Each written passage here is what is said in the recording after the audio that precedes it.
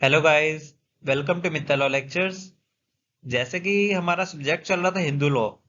जिसमें हमारा next topic है discuss the bar to the matrimonial relief, जो बताया गया है section 23 of Hindu marriage act 1955 के अंदर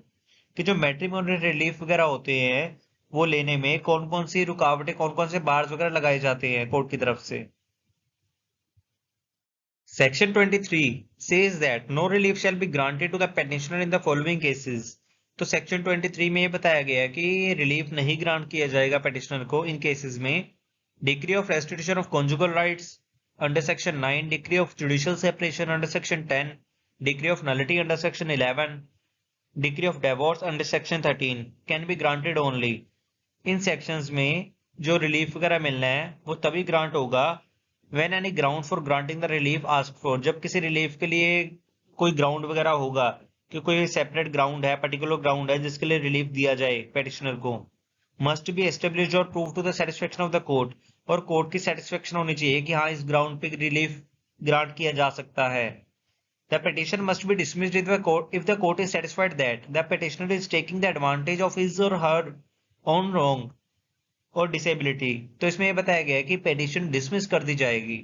अगर कोर्ट इस बात से सेटिस्फाई है कि जो पेटिशनर है वो अपनी ही किसी रॉन्ग या डिसेबिलिटी के लिए एडवांटेज ले रहा है रिलीफ के लिए। फॉर एग्जाम्पल के जरिए आपको ये समझ आ जाएगा। Husband files a petition under section 12 for nullity on the ground of the adultery of the wife. तो जो हस्बैंड है, हस्बैंड ने सेक्शन 12 के अंडर नलिटी के लिए डिग्री मिलेगी इसलिए उसने अडल्ट्री का ग्राउंड लगाया है वाइफ पे नलिटी की डिग्री लेने के लिए। But if the husband himself is important, but अगर तो हस्बैंड खुद ही इंपोर्टेंट है, court will not grant the degree of nullity. तो जो कोर्ट है वो नलिटी की डिग्री ग्रांट नहीं करेगी हस्बैंड को, पेटिशनर को। Petition must be dismissed if the court is satisfied that adultery has taken place with the consent or connivance of the petitioner। तो इसमें यह बताया गया है कि पेटिशनर डिसमिस कर दी जाएगी अगर तो कोर्ट इस बात से सेटिस्फाई है कि जो अडल्ट्री हुई है वो पेटिशनर की कंसेंट से हुई है या कॉनिवेंस से हुई है, कि मिली भगत से हुई है। If the petitioner has condoned the act of the adultery of the respondent, अगर तो कोर्ट को ये पता है कि हाँ जो पेटिशनर है, पेटिशनर ने रिस्पोंडेंट को माफ कर दिया है अडल्ट्री के लिए, तो पेटिशन डिसमिस कर दी जाएगी। Similarly, if the petition of the divorce has been filed on the grounds of the cruelty, तो अगर हम बात करें पेटिशन लगाई गई है डिवोर्स के ग्राउंड पे, क्रूल्टी की डिवोर्स लेने के लिए ग्राउंड जो क्रूल्टी का यूज किया गया इसमें। For example, husband has filed the petition, if the husband himself is guilty of the cruelty petition will be dismissed. तो हस्बैंड ने फाइल की है पेटिशन और हस्बैंड अगर खुद ही मारता पीटता था वाइफ को, तो पेटिशन जो होगी वो डिसमिस कर दी जाएगी। if there has been unnecessary of the improper delay in filing the petition, अगर हम बात कर रहे हैं कि unnecessary या improper delay हो रही है petition फाइल करने में, in that case also petition will be dismissed। तो उस केस में petition dismiss कर दी जाएगी कोर्ट की तरफ से। it means every petition under the Hindu Marriage Act must be filed without delay। तो हिंदू मैरिज एक्ट के अंदर इसका मतलब ये है कि जो भी पिटिशन वगैरह फाइल करनी चाहिए हिंदू मैरिज एक्ट के अंदर, वो मतलब टाइमली करनी चाहिए, डिले नहीं करनी चाहिए, अननेसेसरी डिले नहीं होनी चाहिए पिटिशन फाइल करने के लिए।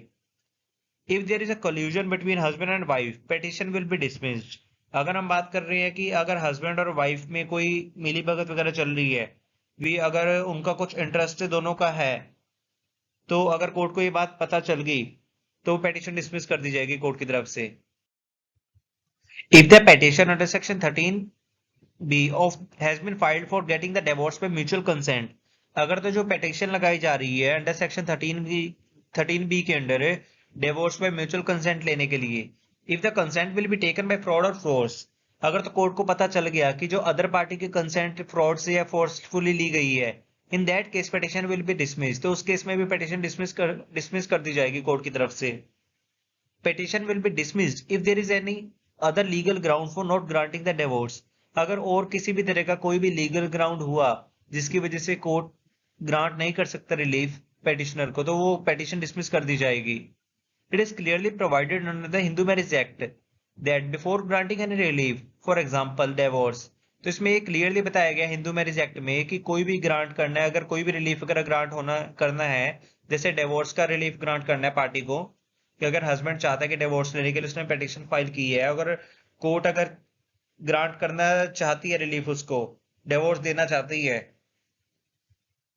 It is the duty of the court, तो ये कोर्ट की ड्यूटी मानी जाती है that the court should make reasonable efforts, तो कोर्ट को रीजनेबल एफर्ट्स करने चाहिए to bring about the settlements between the parties, कि जो पार्टीज है पार्टीज का डिवोर्स ना हो, उनके बीच सेटलमेंट करवाने की कोर्ट को ये रीजनेबल एफर्ट्स करने चाहिए।